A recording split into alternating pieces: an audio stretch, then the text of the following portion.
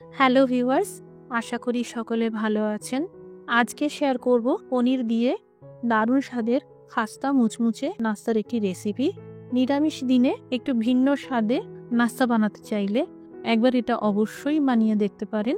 খুব সুন্দর খেতে হয়। নমস্কার, আমি মৌ। আপনারা দেখছেন মৌয়ের সাথে রান্নাবান্না। ভালো লাগলে লাইক দিয়ে শেয়ার করে দেবেন। প্রতিদিন এইরকম আরও নতুন নতুন রেসিপি পাওয়ার জন্য আমার চ্যানেলটি সাবস্ক্রাইব করে রাখুন। একটা ক্যাপসিকাম, একটা গাজর আর 1 ইঞ্চি সাইজের আদা কুচিয়ে নিয়েছি। মিক্সিতে সামান্য করে গ্রেট করে নেব। এই দেখুন, এই রকমভাবে গ্রেট করে নিতে হবে। পনির নিয়েছি 100 গ্রাম মতন।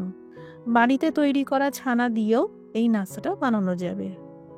এই পনির গ্রেট করে নেব। এইভাবে গ্রেট করে নিলে স্টাফিং ভালো তৈরি হবে।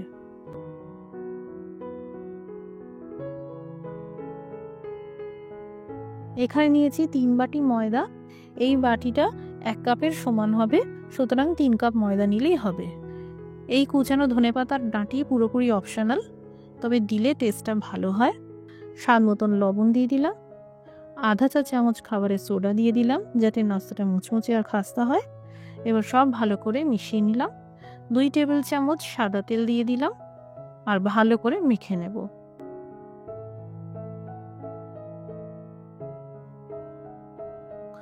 এবার অল্প করে করে জল দিয়ে একটা নরম ডো মেখে নিতে হবে। এই রকম নরম ডো তৈরি করে নিলাম। এবার এইভাবে 10 মিনিট সেট হতে রেখে দিলাম। ততক্ষণে এদিকে পুর তৈরির জন্য ফ্রাইং প্যানে দিয়েছি 2 চামচ তেল। এই গ্রেট করা গাজর ক্যাপসিকামের মিশ্রণটা দিয়ে দিলাম। লো টু মিডিয়াম ফ্লেমে 2 মিনিট ভাজার পর দিয়ে দিলাম আধা চা চামচ কাশ্মীরি লঙ্কার গুঁড়ো, আধা চা চামচ হলুদ গুঁড়ো, আধা চা চামচ লবণ, আধা চা চামচ গরম মশলার গুঁড়ো, দিয়ে দিলাম গ্রেট করে রাখা পনির। এবার ভালো করে বেশ 2 মিনিট মতন ভেজে নিতে হবে। তবে অত্যধিক ভাজবেন না, না হলে পনির শক্ত হয়ে যেতে পারে। এবার এই পুরের মিশ্রণ ভালো করে ঠান্ডা করে নিতে হবে। পুর ঠান্ডা হয়ে গেছে। এবার এদিকে ময়দার ডো সেট হয়ে গেছে। এখানে 8টা লেচি তৈরি করে নিলাম।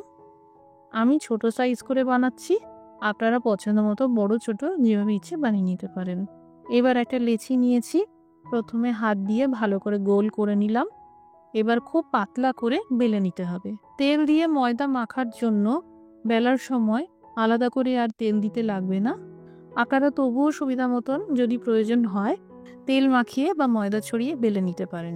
এবার এই পুরটা, যেটা পনির দিয়ে তৈরি করলাম, এইভাবে মাঝখানে রেখে দিলাম। চারদিক থেকে আস্তে করে ফোল্ড করে নিলাম। কোনো রকম জল দিয়ে লক করার দরকার নেই, এমনি চেপে চেপে দিলে আটকে যাবে। একই পদ্ধতিতে প্রত্যেকটা পনির পকেট তৈরি করে নিতে হবে। এই খাস্তা পনির পকেট যদি 1-2টো বেঁচে যায়, তাহলে সামান্য তেল ব্রাশ করে কাগজে মুড়িয়ে ফ্রিজে রাখবেন, অথবা হাফ ফ্রাই করে রাখবেন। কমপক্ষে 2 দিন পর্যন্ত ভালো থাকবে।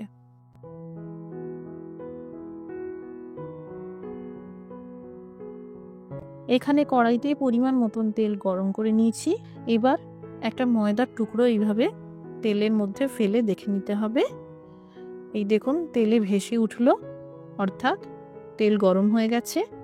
এবার আঁচটা একদম কমিয়ে দিয়ে এই নাস্তাগুলোকে ভেজে নিতে হবে। বেশ বাদামি রং করে আর মুচমুচে করে ভাজতে হবে। এই নাস্তা এতটাই খাস্তা আর মুচমুচে হয় যে দীর্ঘক্ষণ পাখার হাওয়াতে ফেলে রাখলে ঠান্ডা হয়ে যায়, কিন্তু নেতিয়ে যায় না। এতটাই খাস্তা আর মুচমুচে হয়। তৈরি হয়ে গেল নিরামিষ পনির পকেট। টমেটো সস দিয়ে খেতে ভীষণ ভালো লাগে, সম্পূর্ণ পেঁয়াজ রসুন ছাড়া, সুতরাং নিরামিষ দিনেও খেতে পারবেন। অবশ্যই এই নাস্তাটা বাড়িতে একবার হলেও বানিয়ে দেখবেন। বাড়িতে বানালে কমেন্ট করে জানাতে পারেন কেমন তৈরি হলো। রেসিপিটি দেখার জন্য অসংখ্য ধন্যবাদ। সবাই ভালো থাকুন, সুস্থ থাকুন।